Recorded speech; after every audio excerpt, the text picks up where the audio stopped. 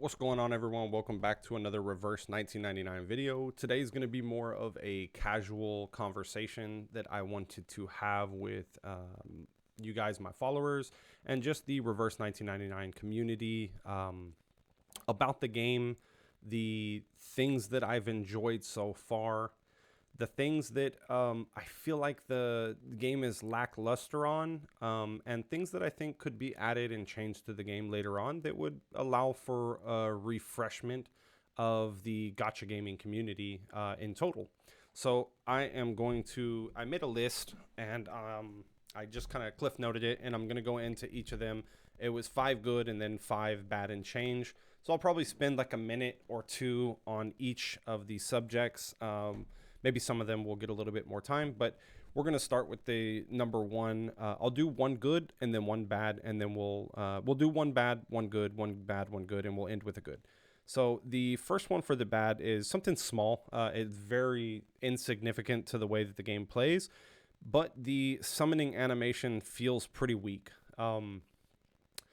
Now that I've started doing content creation, I've always loved to watch summoning videos. Like any gacha related content, I've always enjoyed opening Pokemon cards or sports cards or anime cards, and gacha games in general and stuff like that, or loot boxes on like Overwatch and stuff like that back in the day. It was something that I enjoyed to do because I like to see the people that I'm watching. I like to see them get lucky. I like to see them get excited and have emotion for chasing the character that they wanted, and they finally get them. Especially free to play people, that they don't get the chance to get every character, and they get lucky in 10 pulls or 20 pulls. So it was something that it felt it had like value to watching. And with Reverse 1999, the summoning animation is I mean, I'm just gonna be blunt, it's weak. Just spinning a freaking little wheel right there, and then it changes between 3 different colors is like, come on, man. I think they could put some more effort into that and make it feel, I don't know, like impactful, that you're getting one of the stronger characters, the ones that they do an incredible story based around this character, and they do great marketing and picture drip marketing and stuff like that before the character comes out.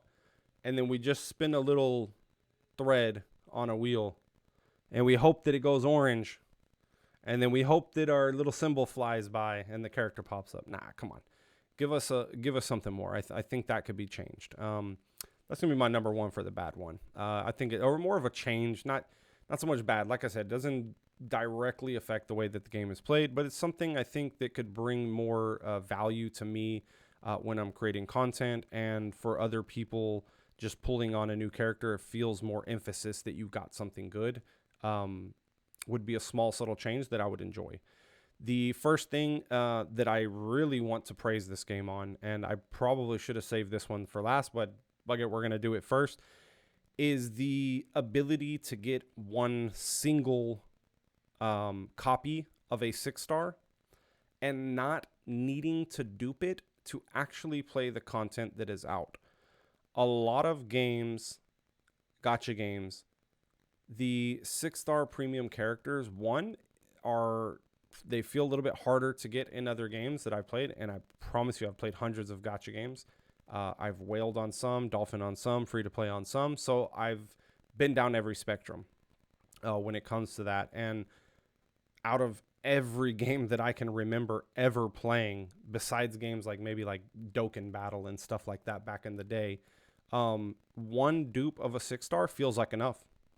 There is some 6-stars that I do want to get, like P2, P3, even P5 in the future, but getting one of them for free-to-play players is, I promise you, it's more than enough. They don't get outperformed 99% of the time by a full duped 5-star or a full duped 4-star. It just doesn't happen. So one of them is more than enough to do higher damage or have just better utility overall in the game.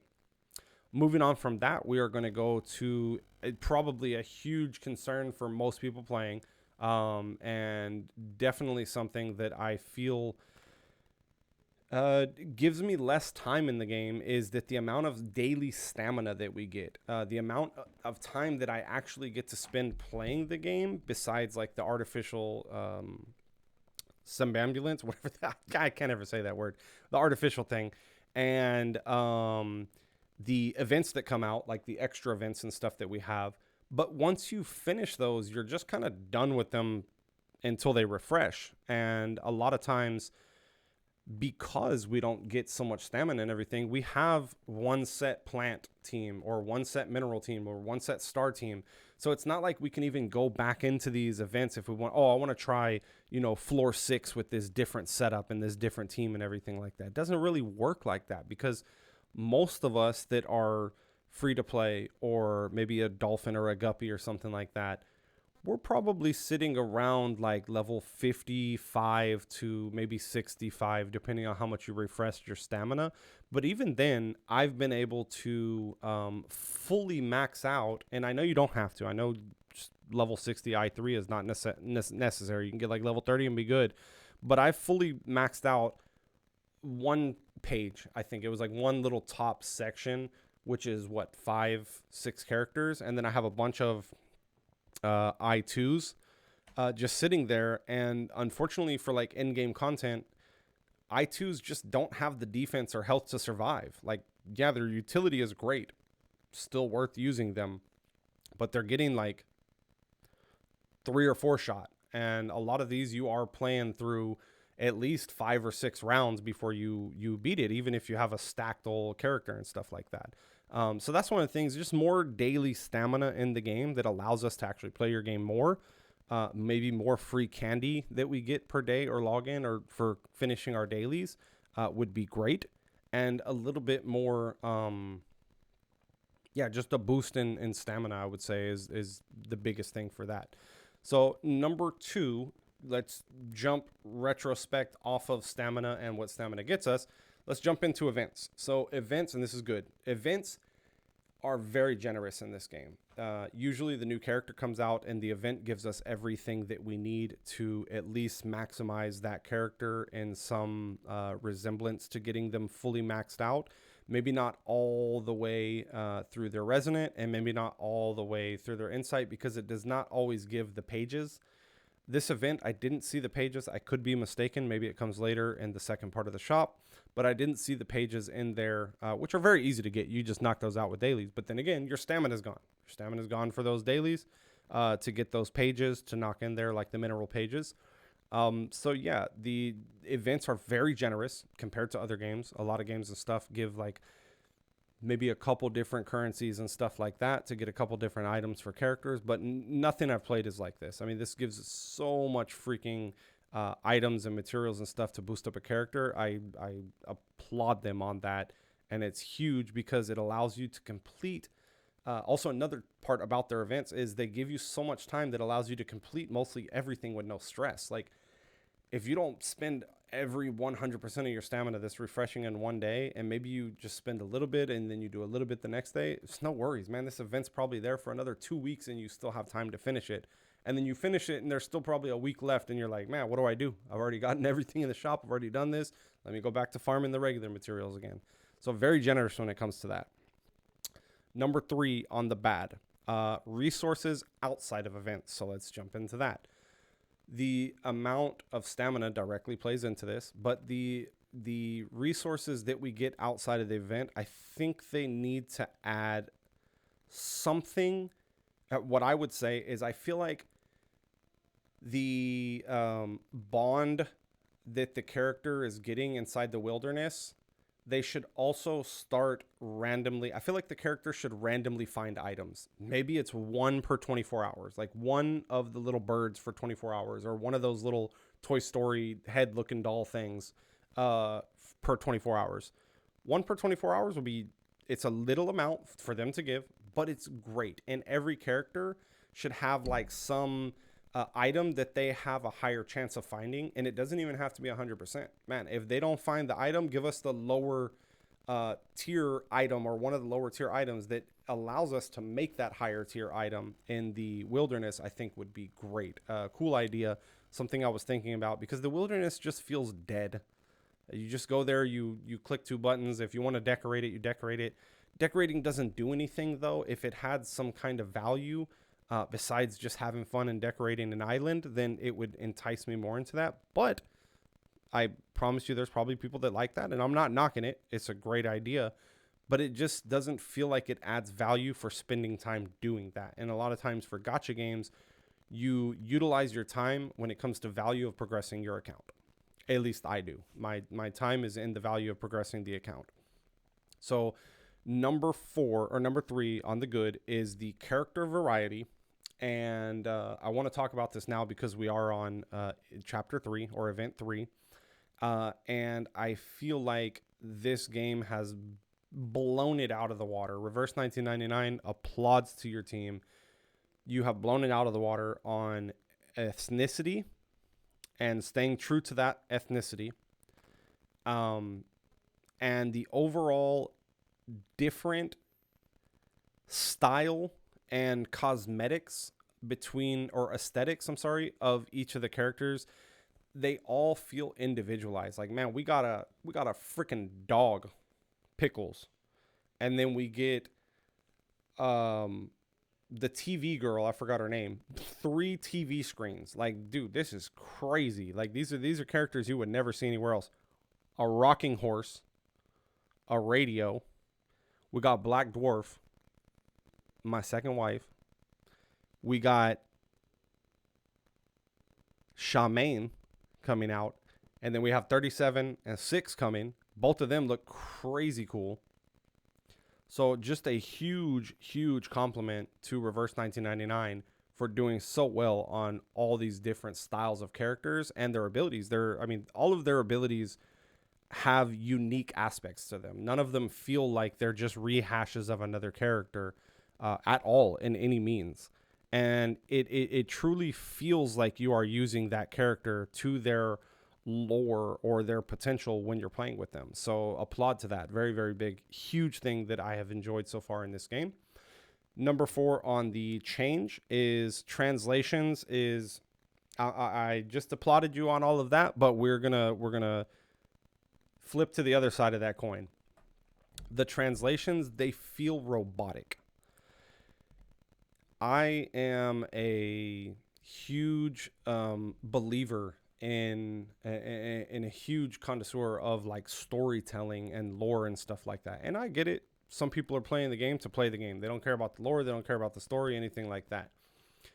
But when you've created such a great story, I can understand it. And I still feel emotion towards it.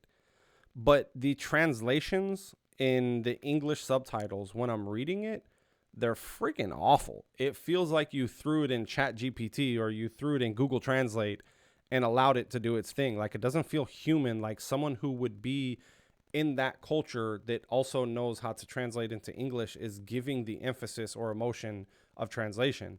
And a lot of times there's just sentences that just don't make sense. Like the way that it's worded, it doesn't make sense. Obviously, you can read between the lines and understand the concept of what is happening so you can understand the story. But I got lost a couple times because I'm like, what the hell did they just say? There was a line that said that they were sitting around the table and it was awkward as a naughty bird. And I Googled that because I was like, oh, maybe that's a phrase or something that they say in that kind of culture, in the Indian culture. And it just came up with nothing. It was literally nothing on there. So I'm like, what did they even mean by that? I mean, you understand it because the air was tight in the room. The situation of this girl, I don't want to spoil the story, but the situation, it kind of made sense, but it also did not at all. So, man, with the amount of money that is coming into this company, for sure they can hire people that translate it. It can't be, you're not paying $100,000 for a translator, get on that stuff and fix it. That's a huge thing. It'll allow more emotional investment from me, and I'm sure a lot of other players that have like a big emotional investment into the story. It'll make us want certain characters that maybe we didn't want before. I was reading a post and this person said I was not going to summon for Black Dwarf or Ka'ala Buana, but I played her story and I fell in love with her character so much that it made me summon for her. It even made me spend money to ensure that I summoned for this character because her character was so well written. That's the power of good storytelling right there. Appearance is not everything. Aesthetics is not everything because it's just a layer to a character. once you have the full story and everything like that, it opens up and allows for so much more emphasis on us as the consumers or the players to connect and resonate with that character. Now, let me tell you, before I get on to the next one, her character development is top notch.